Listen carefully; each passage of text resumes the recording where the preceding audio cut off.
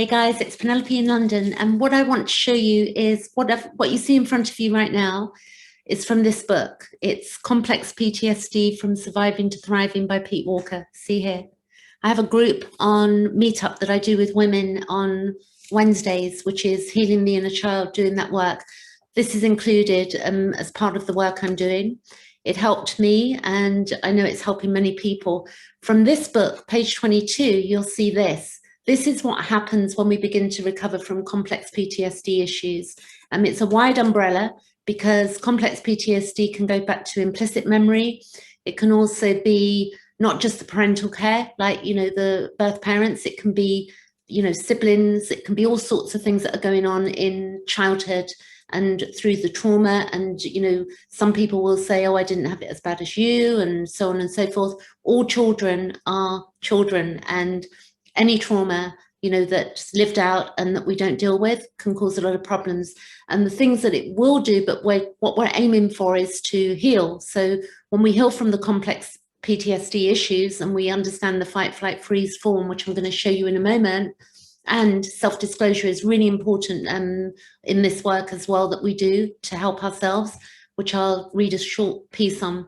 What we're looking for is self-acceptance, a clear sense of identity, self-compassion, self-protection, capacity to draw comfort from relationships. So what happens is that when we've been so traumatized, we'll cut ourselves off, or we'll have attachment styles that will really cock up our relationships, whether it can be fearful attachment, anxious attachment, fearful, anxious, there are different types. And when we have these problems, then we don't form healthy relationships, or we have problematic relationships. So we have, in healing, we have the capacity to draw comfort from relationship, the ability to relax, capacity for full self-expression that's been uninhibited, with not completely uninhibited, but sensibly, but able to use our voice. And then we also have willpower and motivation that can return. We could start wanting to do things with our lives and we feel motivated. We have a sense of peace of mind. Self-care will go up. When we're in trauma, it sort of slides down, either through addiction or through being codependent. It will just go boom, boom, boom until we hit a wall, and then we'll rise if we do the inner work. Belief that life is a gift, because it is, and it's very difficult to feel that when we don't understand the fight, flight, freeze, fawn aspects. And then our self-esteem and self-confidence, that does not come from other people. So get this book, Pete Walker, Complex PTSD, from Surviving to Thriving. The next slide I'll show you is this is a friend of mine on Facebook called Deb. She took a picture of this, and this is beautiful. Like, this is planet Earth we're on, and there is beauty out there, and we've been so stuck in our own world, in our heads of trauma, that basically we don't get to experience the beauty that's out there. We just don't see it.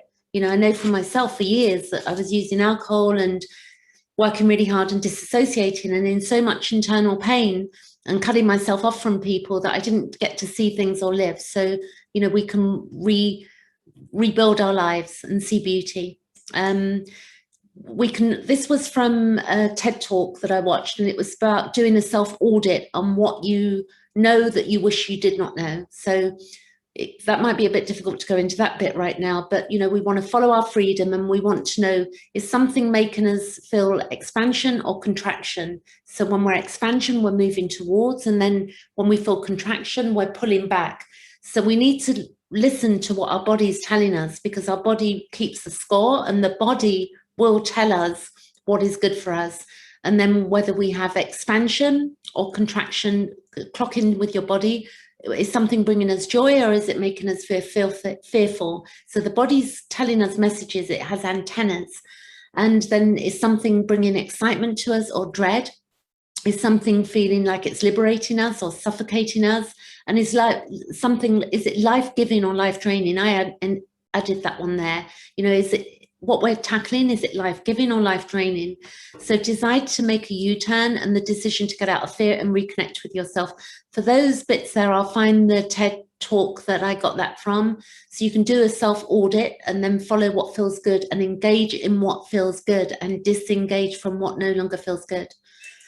Then we have here the fight, flight, freeze, fawn again.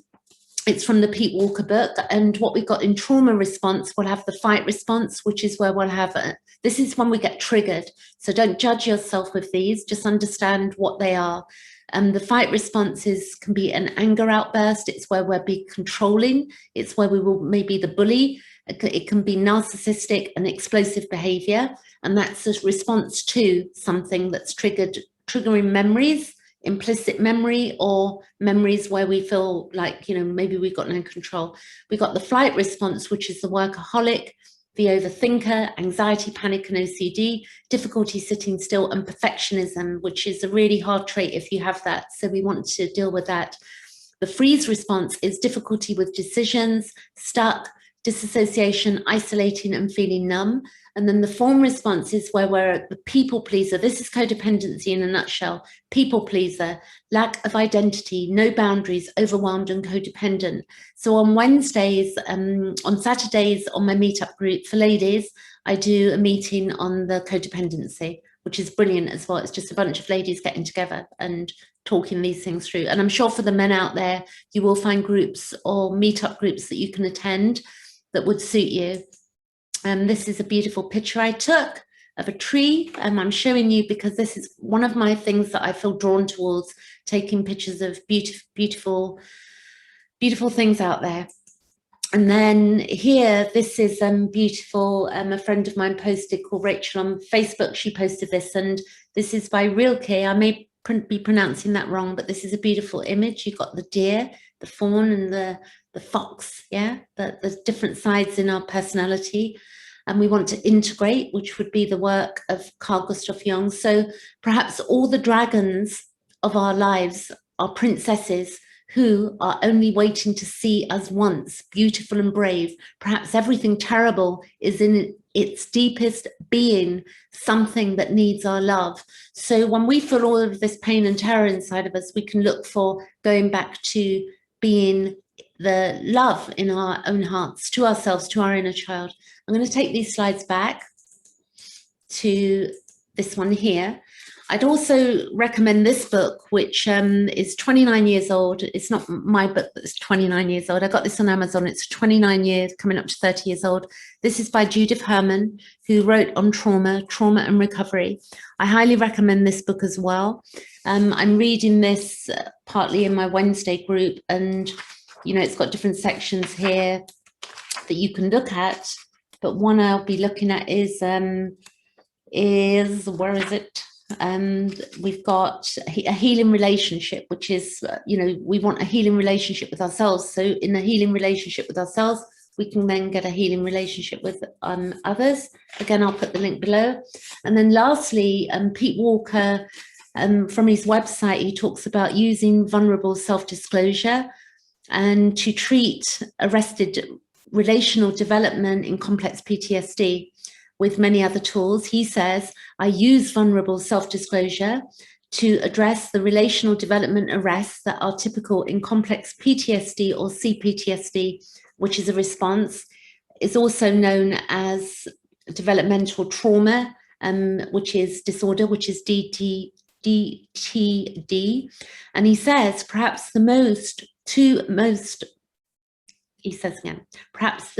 most dire developmental arrests of complex PTSD disorder or response are the lack of supportive relationship with oneself and the lack of supportive relationship with anyone else.